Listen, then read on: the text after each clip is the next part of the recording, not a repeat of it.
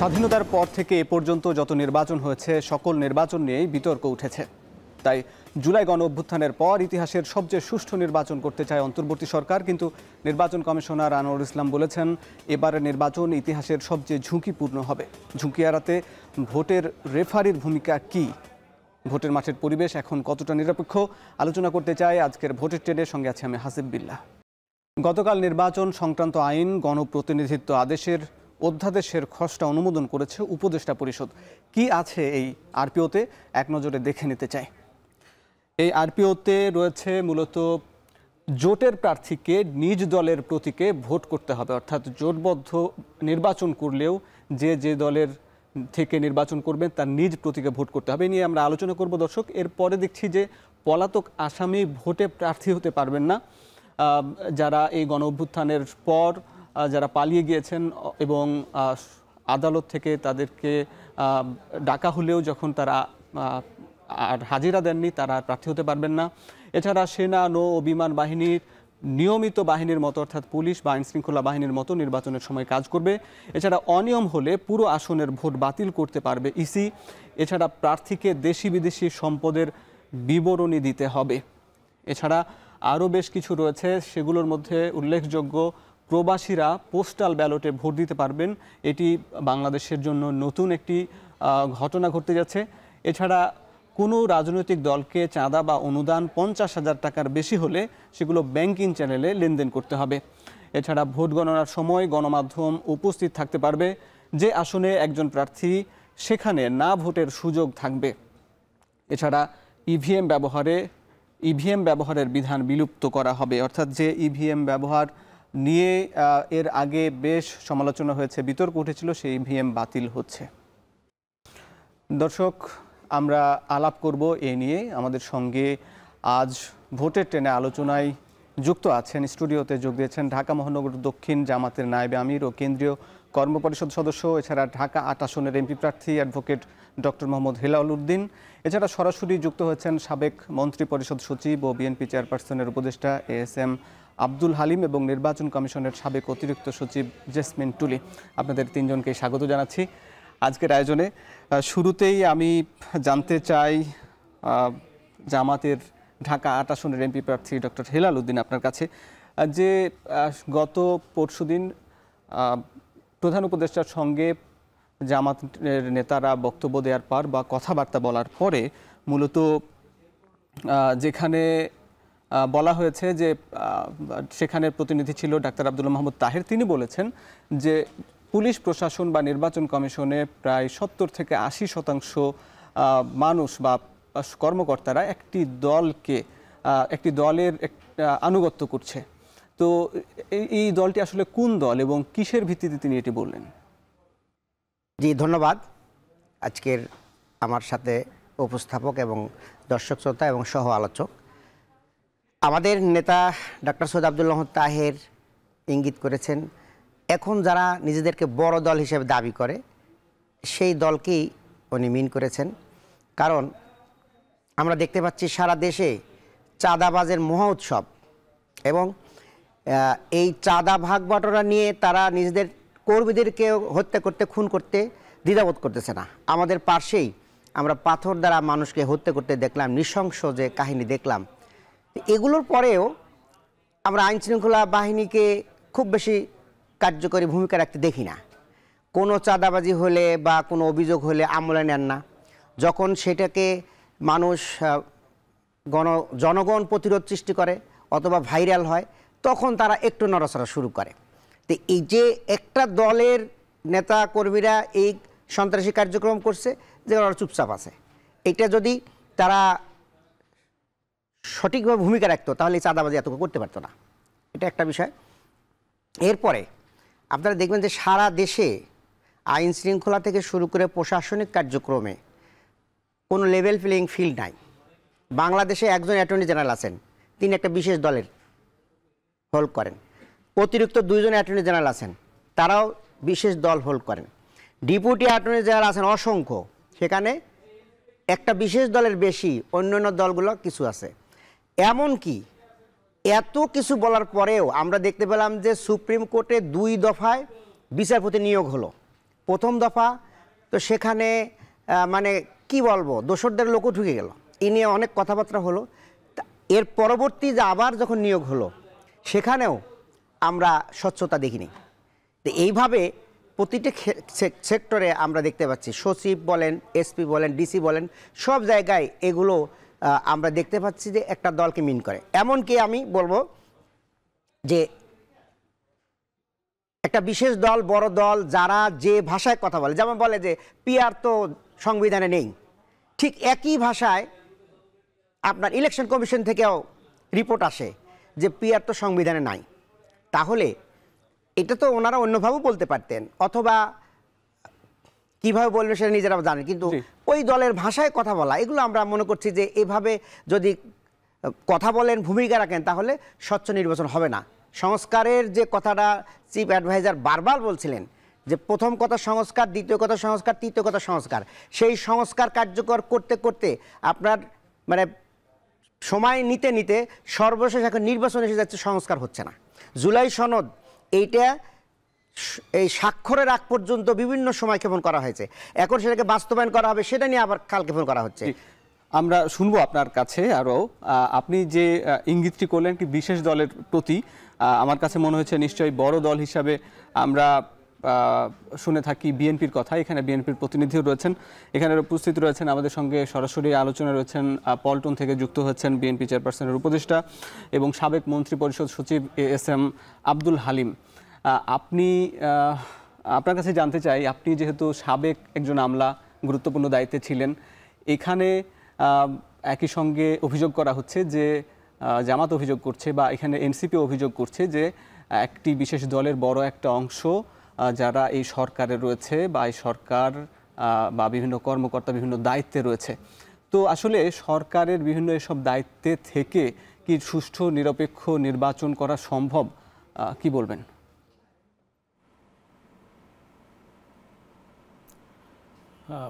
আসসালামু আলাইকুম। আজকের এই যে অনুষ্ঠান যারা দেখছেন, সারা দেশের জনমানুষ, বিশেষ করে আমার নির্বাচনী এলাকা জামালপুর 2, তাদের সবাইকে আমার সালাম এবং আমার সহ আলোচক যারা আছেন আমার সঙ্গে, তাদেরকে আমার শুভেচ্ছা। আসলে বিষয়টা হচ্ছে কি, আপনি কিভাবে চিন্তা করছেন একটা জিনিস, একটা সমস্যা বা একটা গুরুত্বপূর্ণ বিষয় নিয়ে আপনার চিন্তা করার আগে আপনার মাইন্ডসেটে কি আছে, আপনি কিভাবে চিন্তা করছেন। অনেক সময় আমরা বলি বাংলাদেশে একটা ফ্রেজ আছে, সেটা হচ্ছে যে উদর পিণ্ডি অপরের ঘাড়ে চাপিয়ে দেওয়া, একজনের দোষটা অন্যর দিকে চাপিয়ে দেওয়া। সেটা হচ্ছে যে এখন উনি যেটা বলছেন, জামাতের আমার বন্ধু যিনি বলছেন যে একটা বড় দলকে ইঙ্গিত করছেন, সেটা আপনারা বুঝতেই পারছেন। এবং শুধু বাংলাদেশের নয়, এশিয়ার একটা বৃহত্তম দল, অন্যতম দল হচ্ছে বিএনপি, বাংলাদেশ জাতীয়তাবাদী দল, এতে কোনো সন্দেহ নেই এবং এই জন্য তাকে ধন্যবাদ দিচ্ছি। কিন্তু যে দোষারোপ তিনি করছেন, ইঙ্গিত যেটা দিচ্ছেন, সেটা মোটেই ঠিক নয়। এটা হচ্ছে ওই মাইন্ডসেটের ব্যাপার, যেটা মেডিকেল সায়েন্সের যে একটা বিষয় আছে, যেটা হ্যালোসিনেশন বলে। হ্যালোসিনেশন হলো চিত্ত বিকার আর কি, মানুষের চিন্তার মধ্যে যদি আপনার স্বপ্ন দেখেন, সেটাকে দুঃস্বপ্ন বলা হয়। সেই দুঃস্বপ্ন নিয়ে যদি আমি চিন্তা করি, তাহলে আসল জিনিসটাকে আমি উপস্থাপন না করে অন্য একটা জিনিস আপনার মনের মধ্যে দাগ কাটে, সেটাই আপনাকে অন্যদের মধ্যে প্রচার করা হয়ে থাকে। এখন আইন শৃঙ্খলার বিষয় বলেন, উনি বললেন কাকে আপনার ইট দিয়ে পিটিয়ে মারা হয়েছে।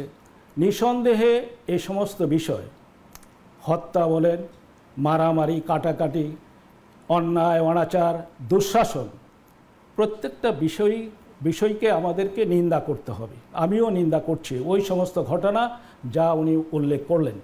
কিন্তু বিষয়টি হচ্ছে যে এটা নিয়ন্ত্রণে রাখা, আইন শৃঙ্খলা নিয়ন্ত্রণে রাখার দায়িত্বটি কার? মূলত দায়িত্ব হচ্ছে সরকারের। সরকার যদি ব্যর্থ হন আইন শৃঙ্খলা নিয়ন্ত্রণে, সেটা তিনি নিয়ন্ত্রণকারী সরকারকেই দোষারোপ করতে পারেন। সেটার জন্য অন্য দল, সে বৃহত্তম দল হোক বা ছোট দলই হোক, তাকে দোষারোপ করা মোটেই ঠিক হয় না। আমি এই বিষয়ে এখানে আমি তার সঙ্গে দ্বিমত করছি। এটা আমি যে প্রশ্নটা রাখতে চাচ্ছিলাম, যেখানে সরকারের উনি যে বা জামাত থেকে যে অভিযোগটা করা হচ্ছে যে সরকারের বিভিন্ন গুরুত্বপূর্ণ জায়গায় প্রশাসন, পুলিশ, এদিকে বিচারালয়, সেসব জায়গাতে বড় একটা অংশ বিএনপির সমর্থকরা রয়েছে। এজন্য আপনিও কিন্তু একজন সাবেক একজন আমলা, নিশ্চয় আপনি বিএনপির সমর্থক ছিলেন বলেই এখন বিএনপির একজন গুরুত্বপূর্ণ দায়িত্বে বিএনপি চেয়ারপারসনের উপদেষ্টা। তো আসলে এইরকম সমর্থক থাকা অবস্থায় বা সমর্থন থাকার পরে কি আসলে এভাবে সুষ্ঠু নির্বাচন বা এরকম গুরুত্বপূর্ণ একটি জায়গা পালন করা কিভাবে সম্ভব? এটার চ্যালেঞ্জ কি, বাস্তবতা কি বলে, আপনার অভিজ্ঞতা থেকে কি বলে একটু জানবো। না, সে কথায় আমি আসছিলাম যে এটা নিঃসন্দেহে একটা চ্যালেঞ্জ, যে যদি কোনো দলের, উনি যেটা বলছেন এটা একটা সুইমিং রিমার্ক বলে, যে এটা একটা দলকে নির্দেশ করে বলছেন যে এই দলের আইন শৃঙ্খলা বাহিনী, যেমন পুলিশকে বলেন, পুলিশটি যে এখন যারা পুলিশে রয়েছেন, পুলিশ বাহিনীতে যে কয়েক লক্ষ সদস্য রয়েছেন, তাদের ম্যাক্সিমাম রিক্রুটমেন্টটা কখন হয়েছে সিপাহী থেকে শুরু করে দেখেন, যদি সেটাকে আমরা স্ট্যাটিস্টিক্স, একটা নির্ভরশীল স্ট্যাটিস্টিক হাতে না পেয়ে আমাদের এভাবে সুইপিং রিমার্ক করা ঠিক নয়। বিগত 15, 16, 17 বছরে যে পুলিশ কনস্টেবলগুলি নিয়োগ করা হয়েছে, অথবা এএসআই নিয়োগ করা হয়েছে, অথবা ওসি, ইন্সপেক্টর ইত্যাদি নিয়োগ করা হয়েছে, সেগুলি হিসাব করে দেখেন কখন কার সময় নিয়োগ করা হয়েছে।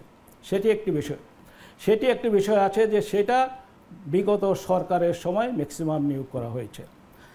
এখন এই যে দোষারোপের বিষয়টি আছে, যেটা বিএনপি সমর্থিত আপনার সচিবালয়ে সচিব বলেন বা কর্মকর্তা কর্মচারী যারা রয়েছেন, তারা বিএনপি সমর্থিত কিনা বা বিএনপিকে তারা সমর্থন করে কিনা, এটা যদি এরকমভাবে বলা যায়, বাইরে যে সমালোচনা বা বাতাসে যেটা দেখা যাচ্ছে বা শোনা যাচ্ছে, সেটা অনেকেই বলছেন যে অনেক অফিসার, অনেক কর্মচারী জামাত ঘেঁষা রয়েছে। তো সেই বাতাসের কথা আমাকে কান দিলে হবে না, সত্যিকারেভাবে আমাকে যাচাই বাছাই করতে হবে যে কোনো মতবাদের, বিশেষ কোনো মতবাদ, বিশেষ কোনো দলের পক্ষ হয়ে কোনো কর্মচারী কর্মকর্তা কাজ করছেন কি না। জি, সেটাও বের করার দায়িত্ব হচ্ছে বর্তমান সরকারের। যে বর্তমান সরকারের যে ফাইন্ড আউট করবেন যে বিশেষ কোনো মতবাদের কোনো কর্মচারী কর্মকর্তা, সচিব হোক, পুলিশের লোক হোক, তাকে ফাইন্ড আউট করা, প্রয়োজন হলে তাকে চাকরি থেকে যথাযথ পানিশমেন্ট দেওয়া অথবা বহিষ্কার করা। সেটা কোনো দলের নয়, এটা বিএনপির কোনো দোষ নয়, বিএনপি কোনো ক্ষমতায় ছিল না, বিএনপি কাউকে রিক্রুট করে নেই, তো তাদের সমর্থন করা অথবা সমর্থিত হওয়ার কোনো সুযোগই নেই। জি, আপনাকে অনেক ধন্যবাদ। আমরা এবার একটু শুনবো নির্বাচন কমিশনের সাবেক অতিরিক্ত সচিব জেসমিন টুলি আমাদের সঙ্গে যুক্ত আছেন, তিনি পল্লবী থেকে। আপনার কাছে একটু জানতে চাই, আপনার যে এই যে রাজনৈতিক দলগুলো প্রধান উপদেষ্টার সঙ্গে যে বৈঠক করলেন এবং তারাও প্রধান উপদেষ্টাকে অভিযোগ করেছেন, সবাই অভিযোগ করেছে, বিএনপি, জামাত, এনসিপি, যে সরকারের উপদেষ্টা পরিষদে বিভিন্ন রাজনৈতিক দলের প্রতিনিধিত্বকারী লোকজন রয়েছেন, এছাড়া প্রশাসনে বা পুলিশে, এই যে এরকম যে পরস্পর বিরোধী অবস্থান, এটা কি সরকারকে চাপে রাখার কৌশল, নাকি রাজনৈতিক দল পরস্পরকে চাপে রাখছে? আসলে এটার কারণে কি সংকট তৈরি হচ্ছে কিনা? আপনাকে অনেক ধন্যবাদ এবং আমার সহালোচকদেরও ধন্যবাদ। প্রথমে আমি বলি যে আসলে আমাদের এবারকার জাতীয় সংসদ নির্বাচন সুষ্ঠু করা ছাড়া বাংলাদেশের হাতে কোনো বিকল্প নাই। যে কোনো মূল্যে এবারকার নির্বাচন আমাদের সুষ্ঠু করতে হবে। রাজনৈতিক দলগুলো যে একে অন্যের প্রতি দোষারোপ করছে, যদি আমাদের নির্বাচনটা সুষ্ঠু না হয়, এর খেসারত কিন্তু জাতিকে এবং রাজনৈতিক দলগুলোকেও দিতে হবে। তা আমার মনে হয় এই যে আমাদের সেই পুরনো ধারায় আমাদের রাজনীতি আসলে চলছে, সেই একের প্রতি অন্যের দোষারোপ করা, পুলিশ প্রশাসন দলীয় প্রশাসন দল এই ধরনের অভিযোগগুলো যদি আমরা না এনে আসলে সুষ্ঠু নির্বাচনের জন্য কি কি পন্থা কার কার তরফ থেকে করা যায়, কিভাবে করা যায়, সেটা যদি সরকারকে সহযোগিতা করা হয় এবং নির্বাচন কমিশনকে সহযোগিতা করা হয়, সেটা বরং অনেক উপকৃত হবে সবাই। আমার কাছে মনে হয়েছে যে এই কিছুদিন ধরে আমাদের যে সমস্ত নির্বাচনের জন্য যে সমস্ত আলোচনাগুলো উঠে আসছে তার কিছু কারণ, একটা কারণ আছে যে আমাদের মধ্যে পেশাদারিত্ব ওইভাবে গড়ে ওঠেনি, আমাদের সিভিল সার্ভিস ওইভাবে পেশাদারিত্ব দেখাতে সক্ষম হয়নি। রাজনৈতিক দলগুলো তাদের মধ্যে যে গণতন্ত্র করা সেটা করার পরিবর্তে তারা অন্য দলের উপর দোষারোপ চাপাতে পছন্দ করে। তৃতীয় যে কারণটা আমাদের আইন শৃঙ্খলা একটা বড় ইস্যু, সেই ইস্যুটাকে আসলে আমাদের পুলিশ প্রশাসনের যে মনোবল, এখানে তাদের কনফিডেন্সটা বিল্ড আপ করার জন্য যে সমস্ত কার্যক্রম করা দৃশ্যমান করা দরকার তা এখনই করার দরকার। এবং আমি কিছুদিন যে ইলেকশন কমিশনের যে আইন শৃঙ্খলা বাহিনীর সাথে যে সভাটা করেছে ওখানে কিন্তু পজিটিভ বেশ কিছু মেসেজ পাওয়া গেছে যে তারা এই সক্ষমতা বৃদ্ধি, কনফিডেন্স বিল্ড আপ করার জন্য তারা বিভিন্ন প্রশিক্ষণের ব্যবস্থা করছে আইন শৃঙ্খলা সদস্যদের। এই একটা। আর রাজনৈতিক দলগুলো যদি তাদের মনোনয়ন দেবার ক্ষেত্রে সতর্ক হয় যে তারা সঠিক ব্যক্তিকে মনোনয়ন দেবে, তারা কোনো অর্থ যার আছে তাকে দেবে না, যার বেশি শক্তি আসে তাকে দেবে না, এবং ম্যানিপুলেশন করা নির্বাচনে তো আসলে মেন সমস্যা অর্থ, ম্যানিপুলেশন এবং মাসেল। এই ম্যানিপুলেশনের জায়গাগুলো যদি বন্ধ করা যায় এবং অফিসার যারা কাজ করবে অ্যাজ এ রিটার্নিং অফিসার হিসাবে, সহকারী রিটার্নিং অফিসার এবং কেন্দ্রে যে প্রিজাইডিং অফিসার, তাদের আশ্বস্ত করা যে হ্যাঁ তারা যদি সঠিক সিদ্ধান্ত আইন অনুযায়ী নেয় তাদের প্রোটেকশনের ব্যবস্থা সরকার থেকে করা হবে, তাদের কোনো রকম হয়রানির মুখোমুখি হতে হবে না, তাদের পদোন্নতি নিয়ে কোনো ধরনের তাদের কোনো বৈষম্য করা হবে না। এই ধরনের আশ্বস্তগুলো শুধু ইলেকশন কমিশন না, সরকারও না, রাজনৈতিক দলগুলো থেকে আসা উচিত। আমরা যে দলে জিতি না কেন, কিন্তু যারা সঠিক এবং আইন অনুযায়ী কাজ করবে সেটা যার পক্ষে যাক না কেন, আমরা সেই সমস্ত কর্মকর্তাদের প্রোটেকশন দিবে এবং তাদের কোনো ধরনের হয়রানি মুখোমুখি করা হবে না। এই ধরনের আশ্বস্ত না হলে স্বাভাবিকভাবে আমাদের দেশে কর্মচারীদের মধ্যে পেশাদারিত্ব ওইভাবে না গড়ে ওঠার কারণে পলিটিক্যালিও তারা ব্যবহৃত হয় এবং পলিটিক্যালি তারা আইন শৃঙ্খলা বাহিনী এবং প্রশাসনকে কিন্তু রাজনৈতিক দলগুলো ব্যবহার করে এবং তারা নিজেদেরও ওই সাহসটা তারা দেখাতে পারে না যে সাহসটা দেখানো দরকার। দেখেন বর্তমানে কিন্তু আমাদের অন্তর্বর্তী সরকার, এটা একটা নির্দলীয় সরকার, কিন্তু তারপরেও রাজনৈতিক দলগুলো যেভাবে দোষারোপ করছে অথবা একে অন্যের প্রতি যে আজ পর্যন্ত কিন্তু এই যে এত বড় একটা আমরা দেখলাম 24-এর অভ্যুত্থান, কত মানুষের, কিন্তু তারপরে রাজনৈতিক দলগুলো কিন্তু একটা ঐকমত্য পৌঁছাতে 8 থেকে 9 মাস তারা নিয়েছে। এটা কিন্তু একটা দেশের জন্য 8-9 মাস মানে বিরাট সময়, কিন্তু এখনো আমরা ঐকমত্যে পৌঁছাতে পারিনি, আমাদের ঐকমত্যে পৌঁছাতে আসতে হবে। আমরা এই নিয়ে আরো আলাপ করব। দর্শক, ভোটের নিচ্ছে একটা বিরতি, ফিরছে একটু পরে।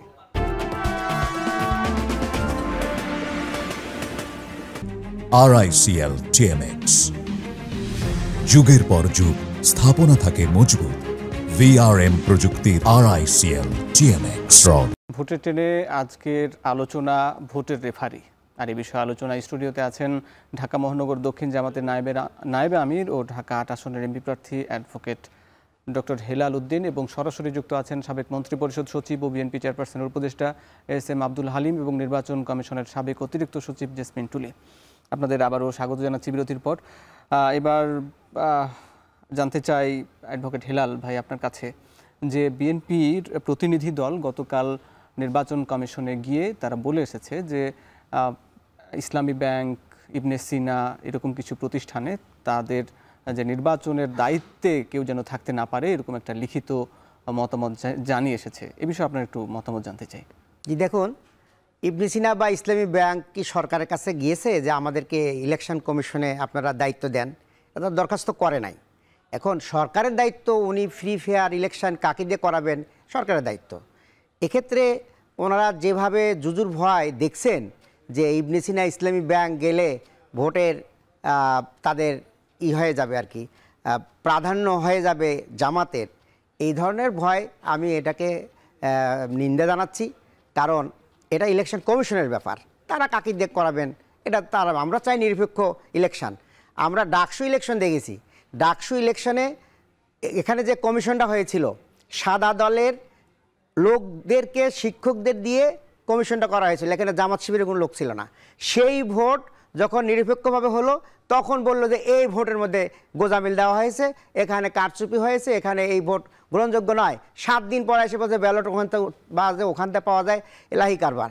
তো জনগণ যাকে চয়েস করবেন, আমরা চাই সুষ্ঠু ইলেকশন হোক, জনগণ বেছে বের করুক কারা জনগণের প্রকৃত বন্ধু, কারা দেশকে নিয়ে চিন্তা করে বাংলাদেশকে আগিয়ে নিয়ে যাবে, এটা জনগণের ব্যাপার। এই জন্য আমরা এগুলি নিয়ে বিচলিত নই, এটা সরকারের ব্যাপার, সরকার কি করবে তাদের ব্যাপার, এটা নিয়ে আমাদের কোনো মন্তব্য নেই। আপনাদের মন্তব্য নেই, কিন্তু আবার একই সঙ্গে এটাও তো বলছেন যারা প্রশাসনে বা সরকার বা নির্বাচন পরিচালনা বা ভোটের রেফারি হিসাবে যারা দায়িত্ব পালন করবেন, তাদের ভূমিকাটাকে আপনারা এখন পর্যন্ত কিভাবে মূল্যায়ন করছেন? আপনি যেহেতু ভোটের মাঠে সরাসরি নির্বাচনী প্রচারণায়, আপনার ঢাকা শহরে বিভিন্ন জায়গায় আমরা বের হলে পোস্টার দেখি, এছাড়া নির্বাচনী প্রচারণায় বিভিন্ন উঠান বৈঠকও করছেন, নির্বাচন কমিশনের ব্যাপারে আপনাদের মূল্যায়ন বা আপনার মূল্যায়নটা কি, যে রেফারি হিসাবে সে কতটা সুষ্ঠু বা নিরপেক্ষ অবস্থায় আছে? এখন দেখুন, তারা কিছু কিছু মন্তব্য করেছে যেগুলো আমরা মনে করছি যে এটা তাদের জন্য এটা সঠিক হয় নাই, যেটা একটা দলকে মিন করা হয়েছে। এখন এইটা আমরা চিফ অ্যাডভাইজারকে জানাইছি যে কোন উপদেষ্টা কী ধরনের ভূমিকা রাখতেছেন। কারণ চিফ অ্যাডভাইজার সংস্কারের জন্য উনি নিবেদিত প্রাণ এবং তিনি চান যে সংস্কারটা হোক, কিন্তু একটা গ্রুপ অ্যাডভাইজারদের মধ্যে থেকে তারা ওনাকে ডিস্টার্ব করে। তা আমরা ঠিক জানাইছি যে আপনার এই উপদেষ্টারা আপনাকে ডিস্টার্ব করতেছে, আপনি একটু সতর্ক হন, আর না হলে বিকল্প ব্যবস্থা নেন। তো আমরা এগুলো বলেছি এবং ইলেকশন কমিশনের কার্যক্রমগুলো আমরা মনিটরিং করে জানিয়েছি, যেগুলো আগামীতে ইলেকশনকে স্বতঃস্ফূর্ত, গ্রহণযোগ্য, ফেয়ার, ফ্রি করার জন্য যে কাজগুলো করা দরকার আমরা তাদেরকে লিখিতভাবে জানিয়েছি। আমরা এটা ডিসক্লোজ করছি না, কারণ আমরা চাই যে আগামী ইলেকশনটা ফেয়ার হোক এবং মানুষের আস্থা থাকুক। আমরা এই সরকারকেও আস্থার বাইরে নিতে চাচ্ছি না, ইলেকশন কমিশনকেও চাচ্ছি না। আমরা ইন্টারনালি সরকারকে জানিয়েছি, সরকার আশা করি সেগুলো পদক্ষেপ নেবেন। ইতিমধ্যেই বিভিন্ন জায়গায় যে সমস্যাগুলো হচ্ছে, যেমন মনে করেন কোনো বাড়িতে যদি উঠান বৈঠক হয়, পরের দিন যা তাকে হুমকি দেওয়া হচ্ছে, তোমার বাড়িতে কেন এই বৈঠকগুলো হচ্ছে। এইভাবে আমরা 2-3টা অভিযোগ পেয়েছি আমাদের আসনের মধ্যে। তো এগুলো কিন্তু কাম্য নয়, কারণ এখানে সবাই তাদের মত প্রকাশ করবে, জনগণ এটাকে ফাইনাল করবে যে কারা যোগ্য কারা অযোগ্য। ছাত্ররা যেমন ফাইনাল করে দিয়েছে, জনগণও ঠিক ওইভাবে ফাইনাল করবে।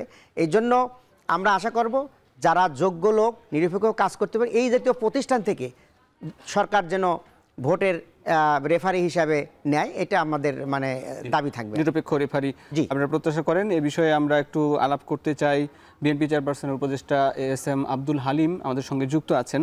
আপনার কাছে একটু জানতে চাই যে নতুন আরপিও যে ঘোষণা করেছে বা অধ্যাদেশ খসড়া অনুমোদন করেছে গতকালকে উপদেষ্টা পরিষদ, সেখানে উল্লেখ আছে যে জোটের প্রার্থীকে নিজ দলের প্রতীকে ভোট দিতে হবে, যদিও এর বিরোধিতা করছে বিএনপি। সেটার একটু ব্যাখ্যা জানতে চাই আপনার কাছে, কেন বিএনপি এর বিরোধিতা করছে?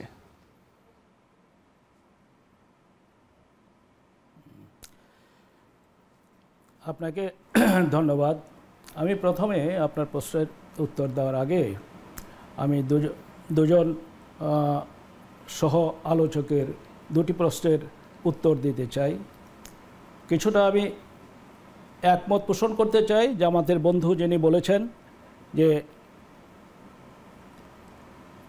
কোনো নির্বাচনের আগে যে কোনো বিষয়ে কোনো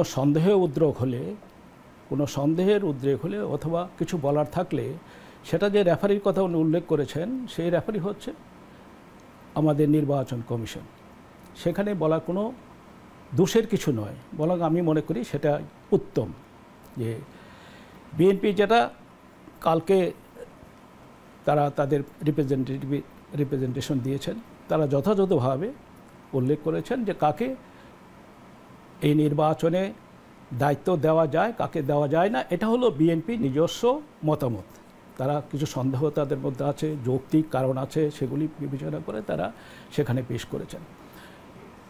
এটা জামাতের বন্ধুই বলেছেন যে এখানে যে সরকারের পরবর্তীতে উনি যেটা বললেন যে সরকারের দুইজন উপদেষ্টা তাদের কার্যকলাপ হয়তো বা নিরপেক্ষ নয়, সুতরাং তিনি তাদের সন্দেহ থেকে সেখানে প্রধান উপদেষ্টার কাছে গিয়েছেন, সেটাও কিছু দোষের নয়।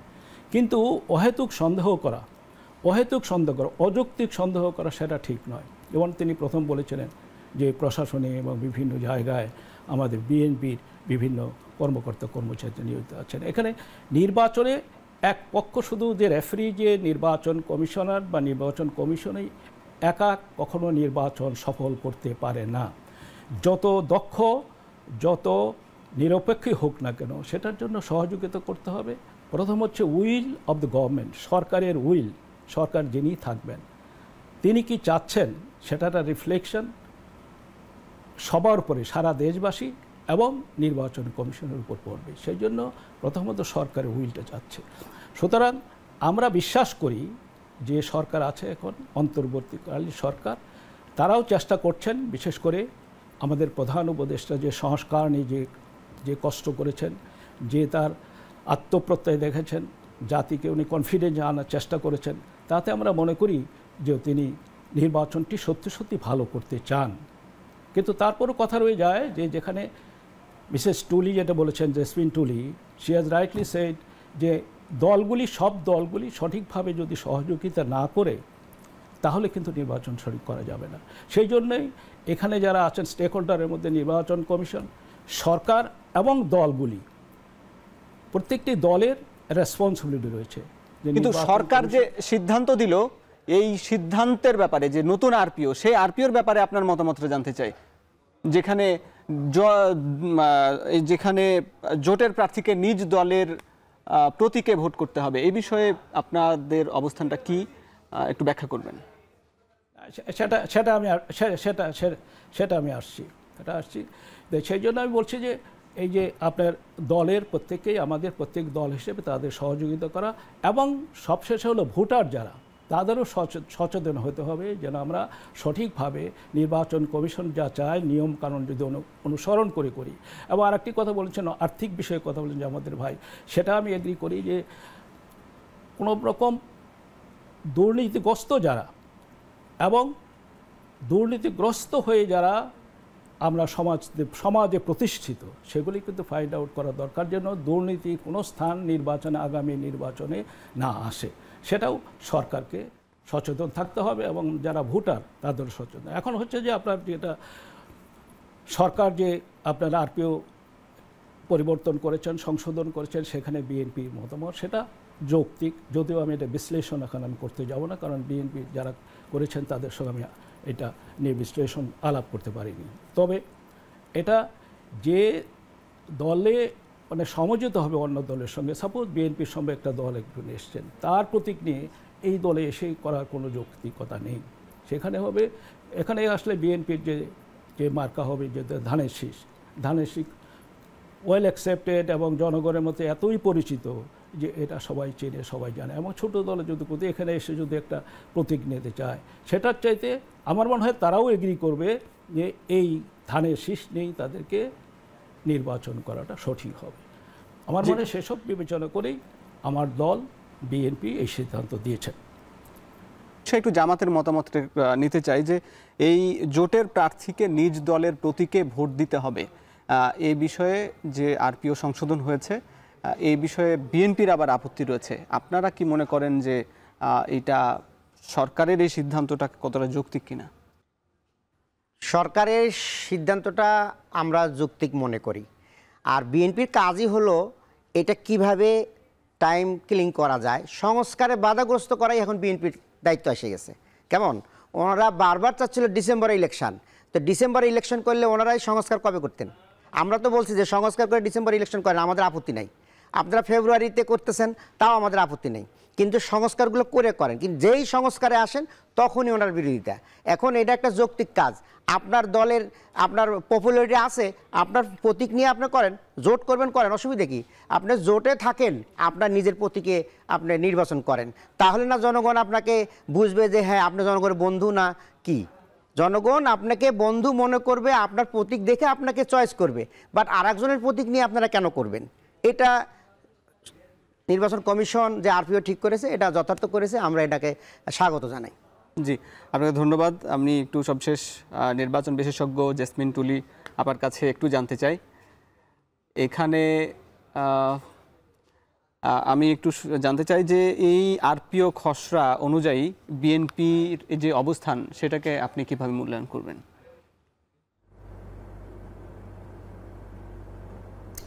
আসলে এই যে জোটবদ্ধ হয়ে নির্বাচন করার ক্ষেত্রে তারা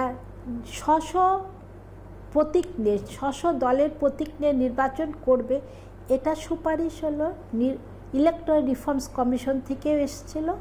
নির্বাচন কমিশনও এটাকে মেনে নিয়ে অ্যাকসেপ্ট করে তাদের আরপিওতে সংশোধনের জন্য অর্ডিন্যান্স আকারে আইন মন্ত্রণালয়ে পাঠাইছে। আইন মন্ত্রণালয় সেটা দেখার পর ক্যাবিনেটে এটা পাশ হয়েছে। এটা আসলে এক একটা রাজনৈতিক দলের এক এক রকম কৌশল থাকে। তো এটা হয় যে ছোট ছোট রাজনৈতিক দলগুলো তাদের নিজস্ব চেতনা, নিজস্ব মেসেজ, তারপরে নিজস্ব ম্যানিফেস্টো নিয়ে যদি মানুষের কাছে যায়, তাদের পরিচিতও পারে। কারণ আমাদের ছোট ছোট অনেক ভালো ভালো রাজনৈতিক দল আছে যাদের অনেক পরিচিত মুখও আছে।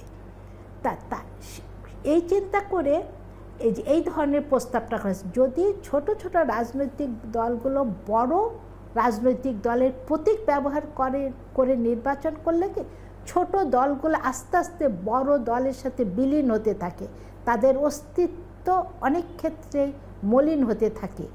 যদি তারা শুরু থেকে মানুষের কাছে ডোর টু ডোর যায় তাদের প্রতীক নিয়ে, এইভাবে করে তাদের মেসেজগুলো আস্তে আস্তে মানুষের কাছে পৌঁছানো যায়, তাহলে তাদের একটা অবস্থান তৈরি হয় মানুষের কাছে। এবং রাজনৈতিক দলগুলো যেটা করে জোটবদ্ধ হয়ে তারা বড় দলের প্রতীক নিয়ে নির্বাচিত হওয়ার ক্ষেত্রে দেখা যায় যে ওই ছোট দলের একজন বা দুইজন তারাই দেখা যায় যে সদস্য নির্বাচিত হয়ে যায়, পরে তার দলের অন্য প্রার্থীদের কোনো খবর থাকে না।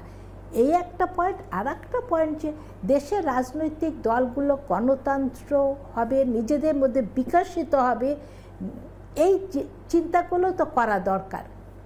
খালি বড় বড় দলগুলোর সাথে তারা জোটবদ্ধ হয়ে তাদের বড় দলের প্রতীক নিয়ে নির্বাচন করবে, এটাও তো ভোটাররা কীভাবে দেখে সেটাও তো দেখার বিষয়। সেজন্য আমার কাছে মনে হয় যে আরপিওতে যে সংশোধনী আনা হয়েছে অর্ডিন্যান্সের আকারে, আমার কাছে এটা ভালো দিকে আমি ভালো মনে করি সংশোধন। অনেক ধন্যবাদ আপনাকে। আমি সব শেষ একটু জানতে চাইবো বিএনপি চেয়ারপারসন উপদেষ্টা এএসএম আব্দুল হালিম, কিছু একটা আপনি বলতে চেয়েছিলেন, এবং এর সঙ্গে আমি এটাও জানতে চাই যে বর্তমান যে রেফারি, সেই রেফারির যে ভূমিকা এখন পর্যন্ত বিএনপি সন্তুষ্ট কিনা। জি, আমিও প্রথম ওই যে হেলাল ভাইয়ের একটু জামাতের ভাই ওনার একটা মন্তব্য, এটা বোধহয় খুব একটু কঠিন হয়ে গেছে বিশেষ করে বিএনপির জন্য। এটা আর একটু সহজ হলে ভালো হতো, কারণ উনি বলছেন যে বিএনপির কাজই হলো একটা মানে ঝামেলা করা, এরকম বুঝে একটা কিছু বলছিলেন।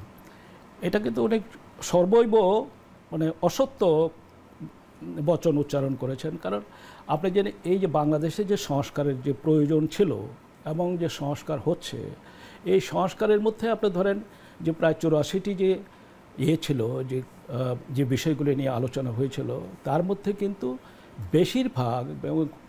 বেশিরভাগের আপনার সমর্থন জানিয়েছে জাতীয়তাবাদী দল বিএনপি, এবং কোনোরকম ঝামেলা কেন মানে সহযোগিতা করেছে এই সরকার এবং সংস্কারের যারা লিডারশিপ নিয়েছেন তাদেরকে সহযোগিতা করেছে এই একমাত্র বিএনপি। এবং এখন যিনি আমাদের মন্তব্য করলেন যে আমাদের ভাই, তারাই বরং বহু জায়গায় ঝামেলা করেছেন। আমি সেটা নিয়ে বাদ অনুবাদ করতে চাচ্ছি না। আমরা চাচ্ছি যে ভাতৃসুলভ মনোনয়ন সংস্কারই যখন করতে যাচ্ছি, এবং এখন যে জুলাই সনদ যে স্বাক্ষরের ব্যাপারে যে নাটক ঘটে গেল, সেটার মধ্যে কি হয়েছে সেটাও তো আপনারা জানেন। জামাতির ভাইরা যারা আছেন তারা আগের দিন পর্যন্ত চেয়েছিল এটাতে স্বাক্ষর না করার জন্য। সুতরাং স্বাক্ষর না করা মানে কি, যে এই যে আপনার এত একটি বছর দীর্ঘ মানে পরিশ্রম করে সবাই মিলে যে সংস্কার করে যে আমরা একটা যে ঐকমত্যে আমরা পৌঁছতে চেয়েছিলাম, সেই ঐকমত্যকে তারা পৌঁছতে চাননি। কিন্তু এটা শুধুমাত্র তাদের অন্য কোনো বিষয় সামনে রেখে যে নির্বাচনে হয়তো অংশ না করলেই না। সুতরাং জানি না তাদের আইনি ভিত্তি নিয়ে এবং এখনো বেশ কিছু বিষয় নিয়ে এখনো জটিলতা রয়ে গেছে। সেখানে আপনি যেটি বলছিলেন, আমাদের সময় একেবারেই শেষ, আমাদের এখানেই শেষ করতে হবে। তবে আমি মনে করি যে আপনি যেটি বলছিলেন যে ভ্রাতৃত্ববোধ, সেই ভ্রাতৃত্ববোধ উভয়ের মধ্যেই থাকা প্রয়োজন। এবং একই সঙ্গে জুলাই সনদের যে এখনো যে বিষয়গুলোতে এখনো জটিলতা রয়ে গেছে, যে বিষয়ে আইনি ভিত্তি এখনো নিশ্চিত হয়নি, এবং গণভোট কি হবে, গণভোটের প্রশ্ন কি হবে, এখানে এনসিপি, জামাত, বিএনপি এবং অন্য রাজনৈতিক দল সকলের মধ্যেই কিন্তু কিছু না কিছু বিভাজন রয়ে গেছে। যদিও ঐকমত্য কমিশন এই মাসের মধ্যেই সের একটি সুরাহা করতে চাই। আপনারা যারা যুক্ত ছিলেন সবাইকে ধন্যবাদ জানিয়ে আজকের অনুষ্ঠান, আজকের এই ভোটের ট্রেনের পর্ব শেষ করতে হচ্ছে। দর্শক, আমরা বিরতিতে যাচ্ছি আর একটা, এরপরে আমরা ফিরে এসে সাতক্ষীরার মানুষের কথা শুনব।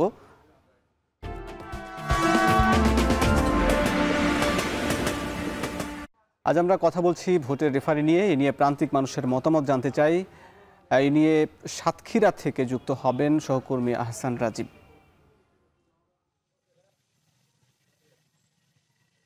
হ্যাঁ রাজীব, আমি একটু জানতে চাই আপনার কাছে যে ভোটের রেফারি নিয়ে আমরা এতক্ষণ আলাপ করছিলাম, নির্বাচন কমিশন বা সরকারের যারা প্রশাসনে রয়েছেন তাদের ভূমিকা নিয়ে প্রান্তিক মানুষ, স্থানীয় জনগণ, নেতা কর্মীরা কি বলছেন?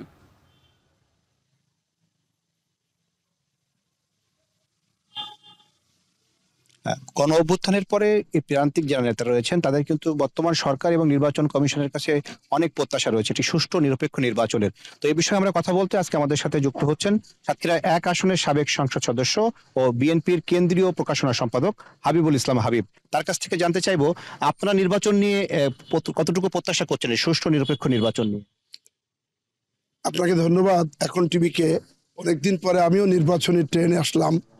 আপনারা জানেন যে আমরা এই এলাকায় অনেক দিন যাবৎ 1996 সালে আমি এমপি হই, 2001-এ এমপি হই, অনেক কাজ করেছিলাম। এজন্য পতিত সরকারের, পতিত ফ্যাসিস্টের আমি তার টার্গেটে ছিলাম। আপনারা জানেন যে সাতক্ষীরা একটা মিথ্যা কেসে আমাকে, আপনারা জানেন যে সাজা দেওয়া হয়েছিল 70 বছর। সেখানে আমি ছিলাম না, আমি ঢাকায় ছিলাম। এখানে শেখ হাসিনা এসেছিলেন, আসার পরে তিনি হসপিটালে মাহফুজা ধর্ষণ দেখে ফেরার পথে কিছু বিচ্ছিন্ন ঘটনা ঘটেনি তা বলবো না, আটকা পড়েছিলেন সামান্য সময়ের জন্য। তারপরে সেই সরকার আমাকে টার্গেট করে আমাকে সহ 50 জনের মিথ্যা কেস দিয়ে সাজা দেওয়া হয় এবং 70 বছরের সাজা জীবন্ত মৃত্যু থেকে ফিরে এসেছি। আমি মুক্তি পেয়েছি এই ফেসিস পতন হওয়ার পরে। পতন না হলে হয়তো বা আমি এই জনগণের পাশে আসতে পারতাম না। আমি সেদিন পতন হওয়ার পরে আমি সবচেয়ে আনন্দ পেয়েছি এবং এসেছি জনগণের কাছে। 7 তারিখে পতন হওয়ার 1 মাস পরে মুক্তি পেয়েছি। ওই 30-60 একটা অস্ত্র এবং বোম যোগ করে দেওয়া হয় এবং 10 বছর মুক্তি পাওয়ার পরেই আমি আমার 7 তারিখে আমি এসেছি। পার্টির চেয়ারম্যান, ভারপ্রাপ্ত চেয়ারম্যান মাননীয় তারেক রহমানের সাথে সাক্ষাৎ করে তিনি একটা প্রোগ্রাম দেয়। আমি প্রোগ্রাম করেছিলাম পাটকেল ঘাটায়, প্রায় 1 লাখ মানুষ হয়েছিল। কলকাতাতে পরের দিন 8 তারিখে সভা করেছিলাম। আমি মনে করি নির্বাচন লাইনে আমি আছি এবং আমার এলাকায় আমি বিশ্বাস করি অতীতের যদি গুণগান গাওয়া তো যাবে না, অতীতের বদনাম দিয়ে লাভ হবে না। এখন আমি বুঝেছি যে ভোটের লাইন এসেছি, আমার এখন পর্যন্ত আমাদের পরিবেশের কোনো বিঘ্ন ঘটেনি। এখানে প্রশাসন আমি আপাত দৃষ্টিতে নিরপেক্ষ লক্ষ্য করছি, কিন্তু একজন ব্যক্তি জেলা প্রশাসক যিনি সাতক্ষীরায় বসে, আগে ছিল আওয়ামী লীগের, তিনি বেষ্টনী ছিলেন, এখন নতুন করে নতুন একটি তকমা নিয়ে কাজ করছেন। আমি অবিলম্বে তার প্রত্যাহার চাচ্ছি। নির্বাচন সুষ্ঠু হবে বলে মনে করছেন কিনা? অবশ্যই আমি মনে করি আমার এলাকায় অবশ্যই নির্বাচন সুষ্ঠু হবে। নির্বাচন প্রক্রিয়া আমরা আছি। আমরা তারপরেও পুলিশের যে দৃষ্টিভঙ্গি, আমার মনে হয় আমরা কিছুটা ভয় আছি। পুলিশ এখন পর্যন্ত নিরপেক্ষ আছে, যেহেতু জনগণ আমার সাথে আছে। জনগণের যে প্রত্যাশা, এবং আমি আজকে আপনারা জানেন গতকাল সেই 30-60 বছরের আমরা সাজা থেকে মৌকুফ। ধন্যবাদ আপনাকে। আমরা একটু আরেকজন আমাদের অতিথির কাছে যেতে চাই। আপনি আসলে বর্তমান সরকারের কাছে কতটা প্রত্যাশা করছেন? ধন্যবাদ আপনাকে। একটি গণতান্ত্রিক রাষ্ট্রের স্বাধীন এবং নিরপেক্ষ নির্বাচন ব্যবস্থা এবং নির্বাচন একটি গুরুত্বপূর্ণ ভূমিকা পালন করে বলে আমি মনে করি। আমি একজন নাগরিক, আমার নাগরিক মর্যাদা এবং স্ট্যাটাস হচ্ছে আমার ভোটাধিকার। আমি স্বাধীনভাবে আমার ভোটাধিকার প্রকাশ করব, এটাই আমি চাই। কিন্তু বিগত সরকারের আমলে আমরা লক্ষ্য করেছি 2014 সালে, 18 সালে এবং 22 সালের নির্বাচনে জনগণের মতামতের কোনো প্রতিফলন ঘটেনি। এখানে 2014 সালের নির্বাচনে এখানে 152 জন এমপি বিনা প্রতিদ্বন্দ্বিতা নির্বাচিত হয়েছিল। 18 সালের নির্বাচনে দিনের ভোট রাতে হয়েছিল। সকালে যদিও বা 2-1 ভোট দিতে গেছে, বলা হয়েছে আপনাদের ভোট দেওয়া হয়ে গেছে। এবং 2022 সালের নির্বাচনেও জনগণের মতামতের কোনো প্রতিফলন ঘটেনি। আমার বিশ্বাস সুদীর্ঘকাল ধরে 17.5 বছর ধরে একটি গণতান্ত্রিক ব্যবস্থাকে পুনরুদ্ধার, আইনের শাসন, বিচার বিভাগের স্বাধীনতা পুনঃপ্রতিষ্ঠা এবং স্বাধীন ও নিরপেক্ষ ভোটদানের অধিকার প্রতিষ্ঠার জন্য যে আন্দোলন হয়েছে, সেখানে হাজার হাজার মানুষ আত্মত্যাগ করেছে। আমরা এটা পরিণতি লাভ করেছে 2024 সালের অগস্টে। আমার বিশ্বাস অগস্টের অভূতপূর্ব পরিবর্তনের ফলে ডক্টর মোহাম্মদ ইউনূস রাষ্ট্রীয় ক্ষমতায় গেছে। আমার বিশ্বাস অতীত থেকে তিনি যে অভিজ্ঞতা অর্জন করেছেন এবং কাজী রকিবউদ্দিন, কেএম নুরুল হুদা এবং কাজী হাবিবুল আওয়ালের কাছ থেকে যে শিক্ষা গ্রহণ করেছে বর্তমান নির্বাচন কমিশন, তাতে মনে হয় স্বাধীন এবং নিরপেক্ষ নির্বাচন, ফ্রি ফেয়ার ইম্পার্শিয়াল ইলেকশন অনুষ্ঠিত হবে। আমাদের অতিথিরা বলছিলেন যে তারা একটি সুষ্ঠু এবং নিরপেক্ষ নির্বাচনের প্রত্যাশা করছেন এবং বর্তমান সরকারের প্রতি তারা আশাবাদী। তো এই ছিল আমার কাছে সাতক্ষীরা থেকে সবশেষ। ধন্যবাদ হাসান রাজীব। দর্শক, আমরা প্রান্তিক মানুষের কথা শুনলাম, এছাড়া রাজনৈতিক দলের নেতাদেরও কথা শুনলাম। তারাও যেটি বলছেন, সুষ্ঠু এবং নিরপেক্ষ নির্বাচন চান, এই জন্য ভোটের মাঠে রেফারিকেও নিরপেক্ষ হতে হবে। দর্শক, এই ছিল আজকের আয়োজন। দেখা হবে আগামী পর্বে।